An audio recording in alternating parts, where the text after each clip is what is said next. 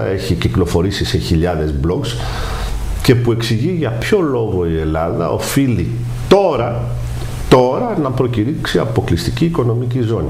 Πράγμα το οποίο σας υπενθυμίζω έθιξε και αναφέρθηκε και ο πρόεδρος, ο Γιώργος ο Καρατζαφέρης, χθες ή προχθές, αν θυμάμαι καλά, πριν λίγες μέρες, σε αλλεπάλληλες τηλεοπτικές εμφανίσεις σε διάφορα κανάλια. Ήταν αυτό που και στο δικό μας. Από την άλλη, γενικότερα, το Ερζερούμ, όπως τουλάχιστον διαδραματίστηκε με τις αφίσες που είδαμε και μάλιστα χαρακτηριστικές φωτογραφίες.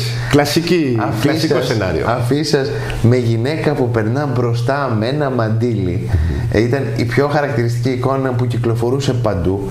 Ή τον ίδιο τον Ταγίπ να κρατά, νομίζω, χιονοπέδιλο δίπλα στον Γιώργο Παπανδρέου. Όλο αυτό το επικοινωνιακό και παράλληλα το ότι δεν χάσαμε κιόλας, λέω, με αυτό που βγήκε προς τα έξω.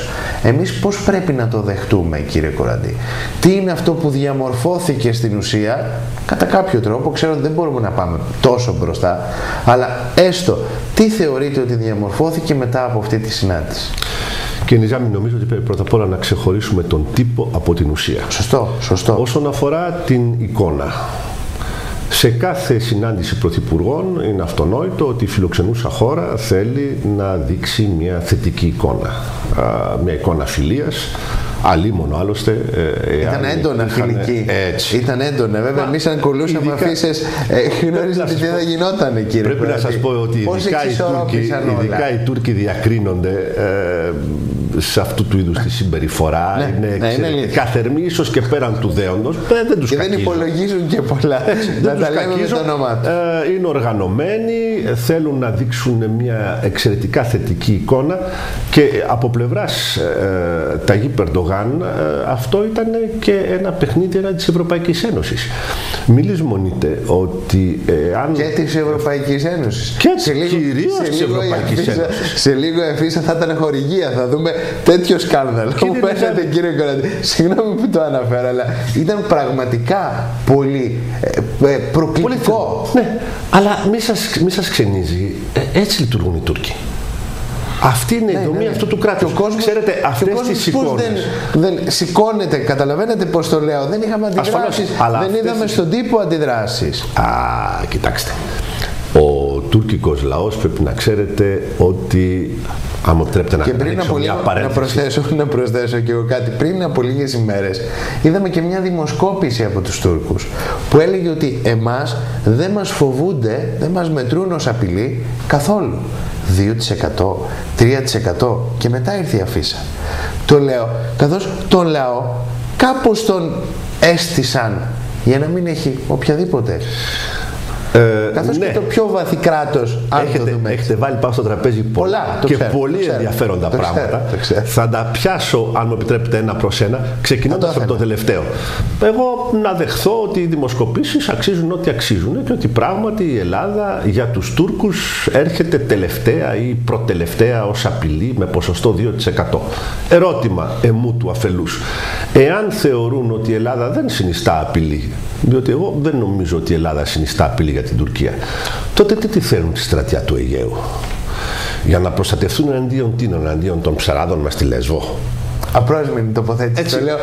Το λέω χαριτολογώντας για να κλείσω την παρένθεση. Το δεύτερο, όσον αφορά το επικοινωνιακό στοιχείο, να είστε βέβαιος ότι οι Τούρκοι αυτά τα οποία κάνουν δεν τα κάνουν εκεί και ως έτυχε. Θα τα εκμεταλλευτούν, θα τα αξιοποιήσουν της Ευρωπαϊκής Ένωσης, όπως το έχουν κάνει και στο παρελθόν, λέγοντας τι μας λέει η Ελλάδα για προβλήματα? Κοιτάξτε εδώ πέρα, τι θερμή ατμόσφαιρα, τι καλή υποδοχή, χαμόγελα, χειραψίες. Συζητάγαμε με τον φίλο μου, τον Καρντάση, τον Γιώργο, στο στρογγυλό τραπέζι μπροστά από τον Τζάκι, τσέγανε τα κούτσουρα. Τον υποδέχθηκε το Ερζερούμ με χειροκροτήματα ενθουσιασμού. Άρα, κύριοι της Ευρωπαϊκής Ένωσης, εμείς δεν έχουμε προβλήματα με την Ελλάδα.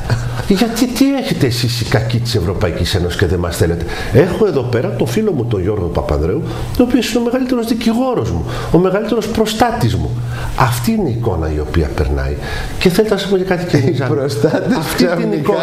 Αυτή την εικόνα έδωσε και ο κύριος Παπανδρέου, διότι επανέλαβε με απόλυτη σαφήνεια ότι η Ελλάδα υποστηρίζει την ένταξη της Τουρκίας στην Ευρωπαϊκή Ένωση. Κάθε στιγμή η Τουρκία μας κάνει τα όσα μας κάνει. Τώρα θα μου πείτε, προσέθεσε, και αυτό ήταν ένα ενδιαφέρον στοιχείο, ότι όσο διαρκεί η κατοχή, η τουρκική κατοχή στην Κύπρο, η Τουρκία δεν πρόκειται να δει Ευρωπαϊκή Ένωση.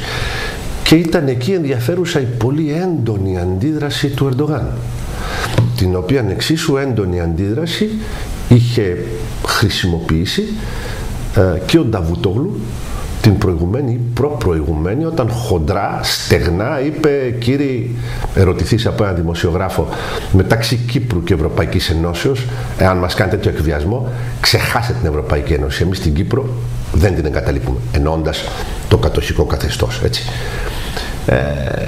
Εκεί πέρα συνεπώς ξεκαθάρισαν οι γραμμές. Εκεί πέρα αναδύεται ο Τούρκος μέσα από τα χαμόγελα, τα χαϊδολογήματα, τις συμπάθειες, τα δωράκια, το τζάκετ, τα σκι, τα παγοπέδιλα και όλα αυτά τα συμπαθητικά, τα οποία είναι βεβαίως πολύ ωραία, αλλά είναι επικοινωνιακά.